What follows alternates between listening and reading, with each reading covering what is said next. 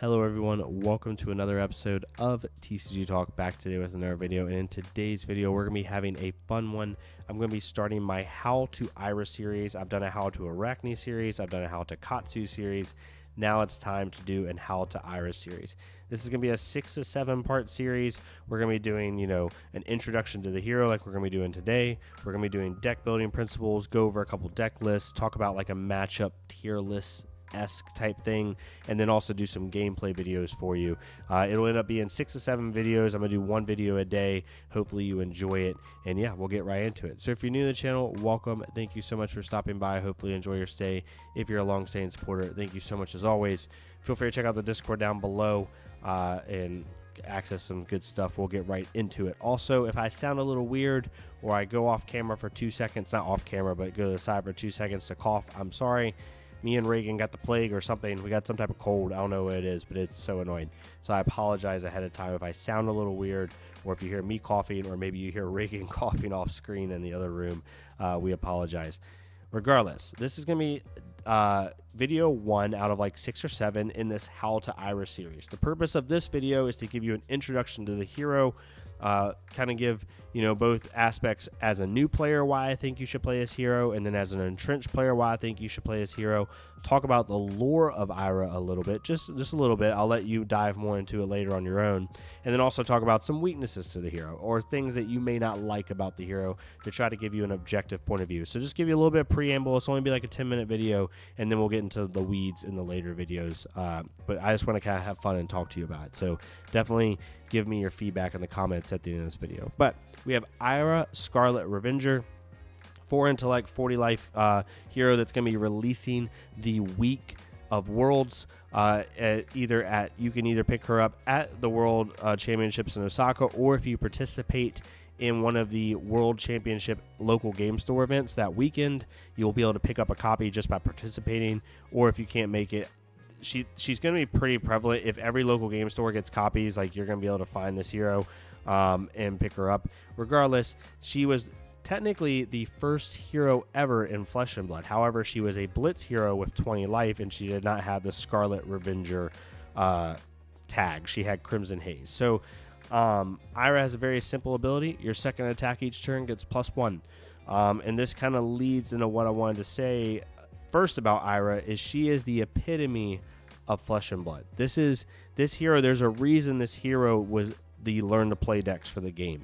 This hero is at a core what I think from my perspective, what I think the developers wanted Flesh and Blood to be, which is these little incremental advantages, these little high value plays where you're constantly trying to just one up your opponent 1 inch by 1 inch over the course of a game in order to then win it. And the reason that it goes so well with Ira is because she has that +1 ability. She has the ability to block efficiently and then come back for a little bit more damage than what she blocked, having, these high value turn cycles. Typically in Flesh and Blood, the average turn cycle for a deck is 12 value, both on offense and defense. There's multiple ways you can get there, but that is the average, or that's the kind of the standard, I guess. If you can get to 13 value, then you're starting to get above rate, especially an average over the course of like a normal game of like 8 to 12 turns. So there's the coughing. Ira has the ability to consistently get the 13, 14 value very easily. She can block for 6 and then swing for 8, basically, in a normal, like, really standard play line. So she has that ability, that epitome of fab of these small incremental advantages. So if you like that mid-range play style, if you like constantly having your decisions matter when it comes to outvaluing your opponent, she might be really good for you. Another thing on her is her consistency. Similar to being the epitome of fab, her ability, she's going to be doing the same thing every single time. Now, some people might see this as a bad thing. We'll talk about that in a second, but she's extremely consistent. She's also extremely flexible. A lot of people see Ira as a mid-range hero, and at her core, she truly is like the most mid-rangey deck in Flesh and Blood. I think the only one that you could even get close to is like Axis Dorinthia. However, Ira is like the epitome of mid-range, but you can build Ira multiple different ways. You can build her in an aggro-esque version with a lot of go-again attacks, stuff like head jab and Give and Take and Bittering Thorns and like all these go again attacks that get +1 value if they're the second attack from her hero ability. You can do a typical mid-range flick-flack build, or you can do a very control build that really just wants to outvalue the opponent and whittle them down. She is very extremely flexible in how she plays. The last thing I think is really cool is the lore of her. She has really built out lore. I'm going to talk about that here in a second. And then the last thing that's a positive, I think, is relevancy. The fact that she gets +1 value every turn, in my opinion, in the current state of the game, she's never going to be worse than a tier 2 hero. That's just how I see it, because she can outvalue so many heroes. She's so flexible in how she can play into the meta. I see her as like a top 5 hero in the game when she comes out. That's just my opinion. Some people may disagree with it, but that's where she sits. From a negativity standpoint or negative standpoint, right, if I have to be completely objective, there's 2 big things that may turn you away from Ira if you're interested in playing the hero. The first one is spike turns. So she may, she's going to use cards like, and I have them here in this slideshow, she's going to use cards like Torn a Tempo, cards like Command and Conquer to get these high value turns. What she really wants to do on a normal play with like Tunic up is Kadachi for 1, Harmonized Kadachi for 1, then maybe she'll play Kadachi for 2, and then, use her last resource to play Torn of Tempo. Or on a crazy good turn, she might go Kadachi for 1, Kadachi for 2, not a crazy good turn, but a good turn.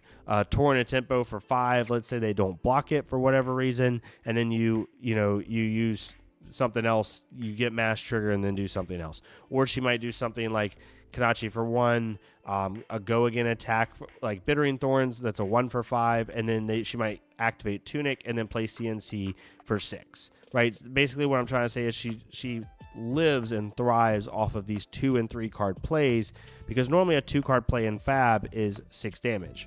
Her 2 card play is typically about 8 damage. 3 card plays in Flesh and Blood typically are 9 to 10 damage. She does around 11 damage.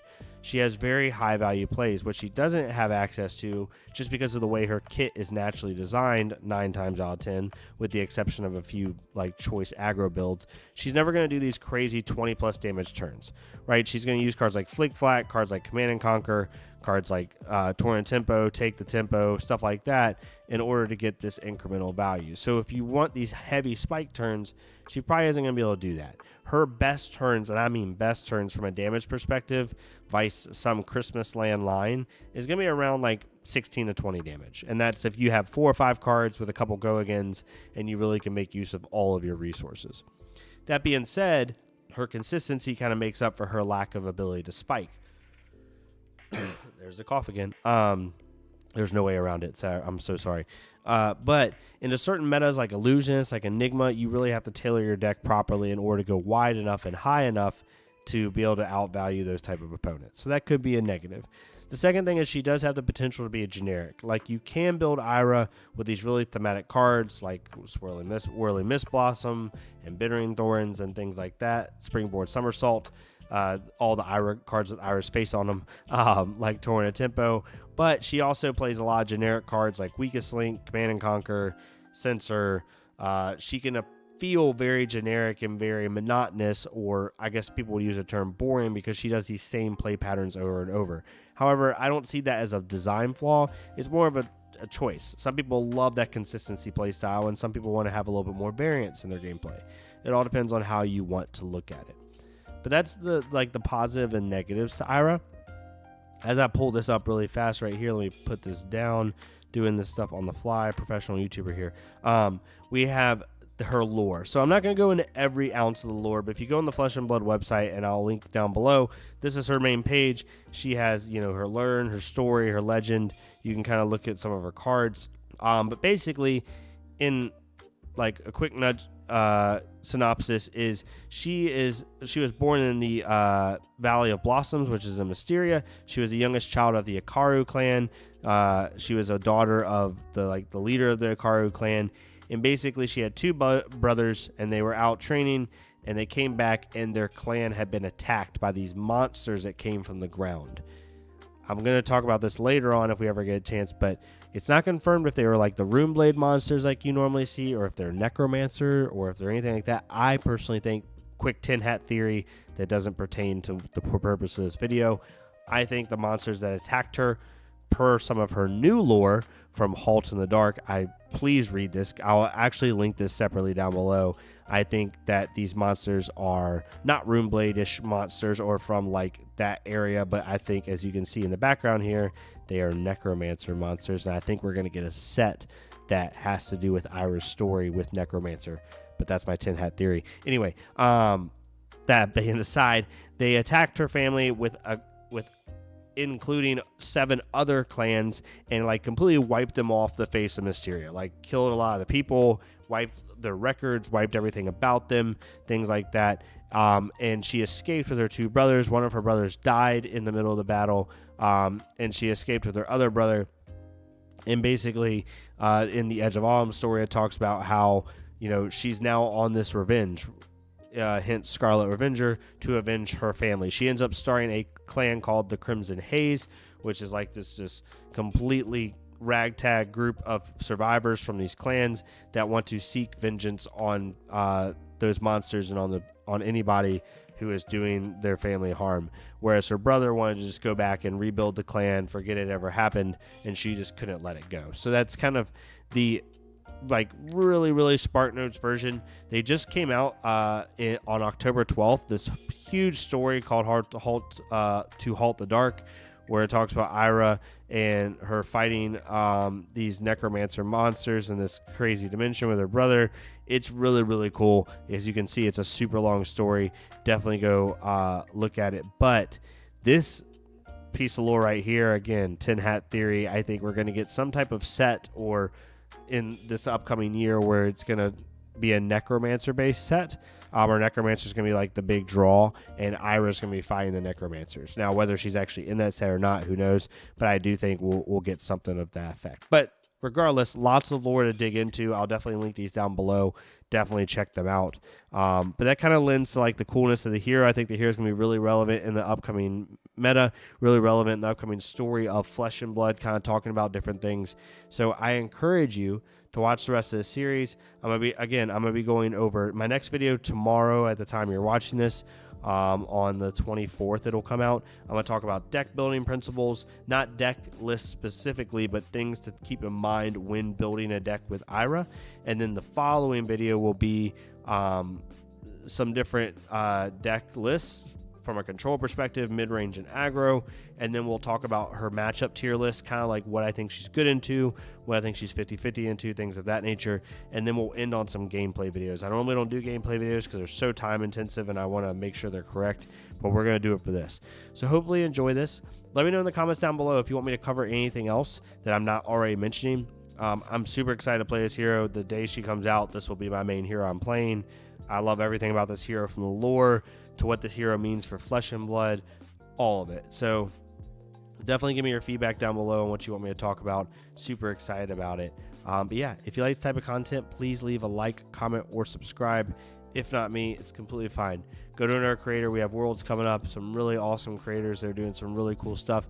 Go to my homepage on my YouTube. I have a video link where I have a link to an Excel spreadsheet in that video showing all these different creators in Flesh and Blood. Let's get more people seeing this game. And yeah, I'll see y'all next time on TCG Talk. Y'all stay safe, stay healthy, trying to get sick like me. And yeah, I'll see y'all next time.